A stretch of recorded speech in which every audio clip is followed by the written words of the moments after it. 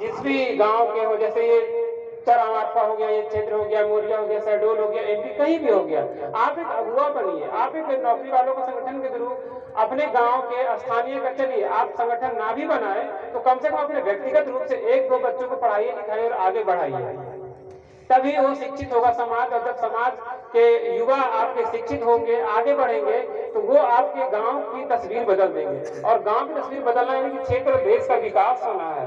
अब देखिए, जो मैं मुख्य कह रहा था कि हमारे महापुरुषों को भुला दिया गया है। क्यों भुला दिया गया है? कि हम शिक्षित नहीं थे, इसीलिए भुला दिया गया है। और आज शिक्षित भी हो रहे हैं, तो आज की जो युवा पीढ़ी है वो उनको ये पता ही नहीं है कि हमारे महापुरुष ये बिरसा मुंडा जी थे या रघुनाथ साहब जी थे या हमारे हीरा सिंह मरकाम दादा थे, जो जिन्होंने छत्तीसगढ़ मध्य प्रदेश के आदिवासी समाज को इकट्ठा करने का एक राजनीतिक स्वरूप देकर से सबल बनाने की कोशिश किया, ये नहीं पता है। लेकिन आज जो हमारे सेना सैनिक उनको तो कुछ पता है, इसीलिए कभी भी अपने घर में हो या आंगन में या गांव में हो, एक स्थानीय स्तर से एक बैठक करिए, उन बैठकों में हमेशा इन बातों का जिक्र करिए कि हमारे महापुरुष कौन है, हम लोग क्या क्या करते आए, हमारा मुख्य कार्य क्या है, हम शिक्षा लेंगे, शिक्षक बनेंगे, अधिकारी बनेंगे, पर अपने जो मूल भावना है, मूल संस्कृति है, उसको बचाकर आगे बढ़ेंगे। तो शिक्षा का किसी भी समाज के बहुमूल्य योगदान होता है। और शिक्षा लेने के बाद जब हम एक व्यवस्थित रूप से आगे बढ़ते हैं, तब हमारे अर्थोपार्जन होता है। अर्थोपार्जन होता है तब हम अपने बच्चों को फिर से और शिक्षित करेंगे, और जब और शिक्षित होंगे, जब पूरा समाज शिक्षित रहेगा, तो वो संगठित होकर के एक सबल, एक राजनीतिक रूप से एक सत्ता के लिए भागीदार हो जाएगा। आज मध्य प्रदेश, छत्तीसगढ़ की लगभग 22% मध्य प्रदेश में और 30% से अधिक छत्तीसगढ़ की आबादी जो है वो आदिवासियों की है। पर आज तक ऐसा कोई नेता और मंत्री नहीं हो पाता है कि वो आपको मुख्यमंत्री के रूप में प्रेजेंट कर सके। क्यों?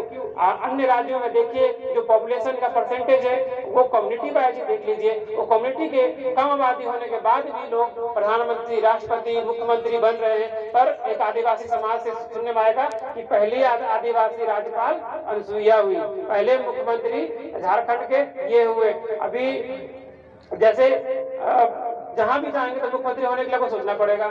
अभी जो देश की स्थिति है शिक्षा के स्तर में, वो सबसे दयनीय स्थिति आदिवासियों की है। इतना साल आप कहते हैं कि हमने आरक्षण दिया, 50 से 60 साल आरक्षण दिए हो गए, फिर भी उस आरक्षण का भरण पोषण क्यों नहीं किया गया सही से? उनको सही से भरा क्यों नहीं गया? पदों को क्यों नहीं किया गया?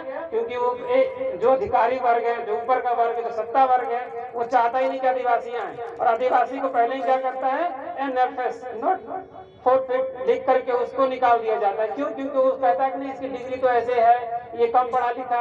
अरे भाई, ऐसे थोड़ी होता है। जब तुमने लागू किया, संविधान में हमारा लिखा हुआ, जब हमारे राइट्स मिले हुए हैं, तो राइट्स को फॉलो तो करवा लो। अब पूरे देश में आप किसी भी यूनिवर्सिटी में चले जाएं, किसी भी कॉलेज में चले जाएं, मुश्किल से 1-2 आदिवासी मिलेंगे आपको। प्रिंसिपल चाहे एक वो भी नहीं मिलेगा, स्कूल तक मिल जाएंगे इस क्षेत्र में, पर देश में नहीं मिलेंगे। तो क्यों? क्योंकि आप शिक्षित नहीं है। और शिक्षित होने के लिए आपको अपना जैसे जो प्राकृतिक मान्यताओं के अनुसार आप जीते होते हैं, उसके साथ थोड़ा थोड़ा धनोपार्जन भी किया जाना चाहिए। क्या होता है कि हमारा आदिवासी समाज है भारत, खास करके पूरे सेंट्रल इंडिया में, वो कभी भी अपने लिए लोभ में नहीं जीता है। लोभ होता है कि धनोपार्जन करना।